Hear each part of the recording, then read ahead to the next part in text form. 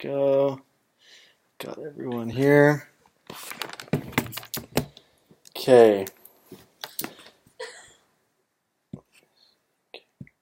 In today's society, as technology is on the rise, the role of Americans is almost non-existent. When the Founding Fathers established this country, they wished for the best of its citizens as they lived, in their words, the American dream. To them, the American dream consisted of a lifestyle full of work and opportunities, and success as a result. Never did they say that it would be easy, but that it would be possible through hard work. As a 100% addict of technology, I would agree that it is growing at a rapid rate, almost too fast for people to keep up with. But how is it being used? Is it being used for our benefit, or is it just a waste of time? In most cases, technology is being used for the benefit of mankind, but there is one thing that will never benefit society, and that is called video games. Today, I will talk about how video games are affecting kids, how video games affect marriages, and how video games only give temporary satisfaction. Video games today have caused Americans to forget their role and the reason why they live in this country. Playing video games in no way allows us to live the American dream. When kids begin playing video games at a young age, it affects them for the rest of their lives. At such an early age, kids are eager to learn, and as a result, the rate at which they retain information is higher than it will ever be in their lives. This is the best time to teach kids principles that will be beneficial for their lives and not playing video games. Right now, as a form of entertainment and a way to not give kids attention, video games in most cases are purchased for kids at an early age. Let's be honest, for a parent, it can be extremely difficult and exhausting to entertain a kid all day long. Video games are a good source for parents to take a break. However, it can become too much of a habit. The average 8 to 12-year-olds today play 13 hours of video games per week, while the average 13 to 18-year-olds play 14 hours of video games per week. That's from the effects of video games. That is an extremely high number. Instead of playing outside, getting exercise, and being productive, these kids are spending their time inside, sitting down with their eyes drawn to the television. There's no doubt that there's something better that they could be doing. Some video games have been proven to be beneficial to kids. I agree for the temporary benefits, but it harms the kids in the long run. I know there are plenty of online games that are designed to help kids with reading, writing, speaking, and more, and I know that those games have helped people. However, I believe that they also create a habit of playing games to the kids, or that creates the habit of playing games to the kids. After they get bored with or learn everything from the knowledgeable game, they will want to start playing other games. Every kid will eventually make a decision to play either a beneficial or violent game, and we all know how that decision will end.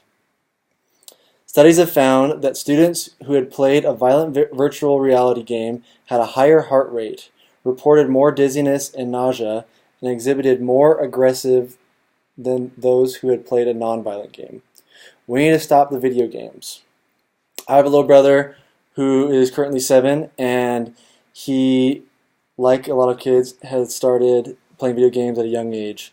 At first, it was designed to help him to speak more, to learn more words, and as it did help him, I've also noticed that for him, playing video games is becoming more and more of a habit. It seems like whenever I'm home or whenever I see him, his eyes are either drawn to a cell phone playing a game, or he's next to a TV playing games, and it slowly began to change the games that he's played. First it was those knowledgeable games that helped him. Now he's playing games that promote killing the opponent to win, and I know that can definitely affect him and will affect him in the future. He also rarely plays outside. He isn't getting the same enjoyment from the outdoors as a lot of kids have growing up in the past decade or so. And that is another huge reason why I think that kids should not be playing as much video games. These video games can affect the kids for the rest of their lives. Kids will no longer want to play outside, no longer have a desire to be social, and no desire to work. I have a cousin who also was involved with playing video games at a a semi-young age. He was a star athlete, was a starting player in all major sports up until our freshman year of high school. At a football practice, he broke his arm running a play, and it slowly turned, and once he got the cast on, he was no longer allowed to play for the rest of the season, and he began playing video games himself. Ever since that time, he hasn't been the same.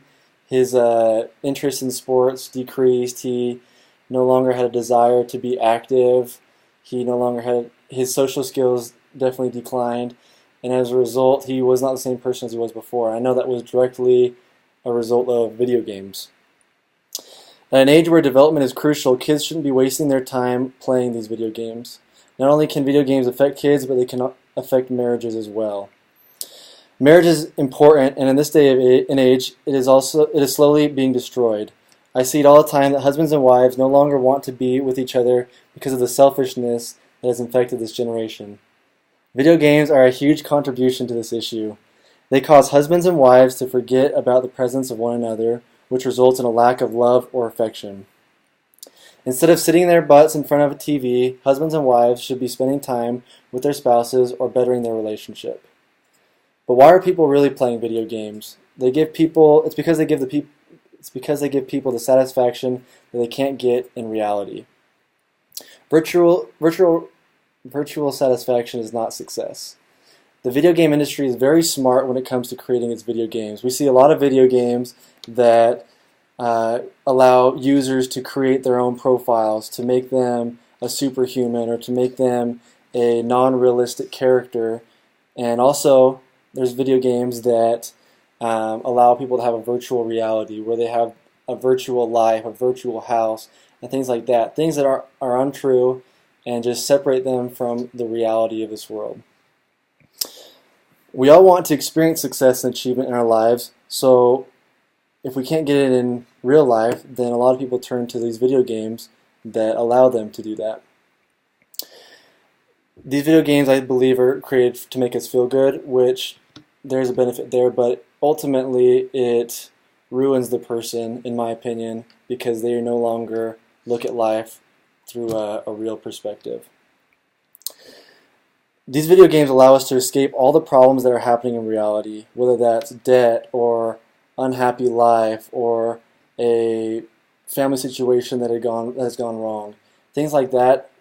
Once a user steps into a virtual reality game, it just takes it all away from them, and they are no longer allowed to healthily cope with these problems that they're struggling with.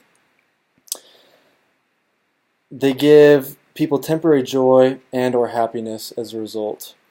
There's a popular video game right now called RuneScape, and it currently has 200 million accounts created worldwide. I decided to take a look at reviews on this game and was amazed at what I found. One user had said, "Best game ever. I can grind this game 12 hours a day and never get bored." Another user said, "I spend my day playing it every day." These are two examples of a huge extreme. Obviously, we know that not all video game players are like this, but there are a huge amount of people, especially in America, that allow their lives to get this bad, where when someone's spending 12 hours a day playing a video game, they have no contact with real human interaction. They have, who knows what they have for a job, or how they're going to support themselves, or let alone a family later on. This is, in my opinion, damaging to these individuals who decide to spend all day on these games. The temporary satisfaction that these video games have does not solve life's problems. Video games will never give off the satisfaction that comes through hard work and dedication. Today, technology in most cases has made America lazy. Kids are being influenced by the video games that they play at such an early age. Marriages are being broken apart because husbands and wives would rather give their attention to a television.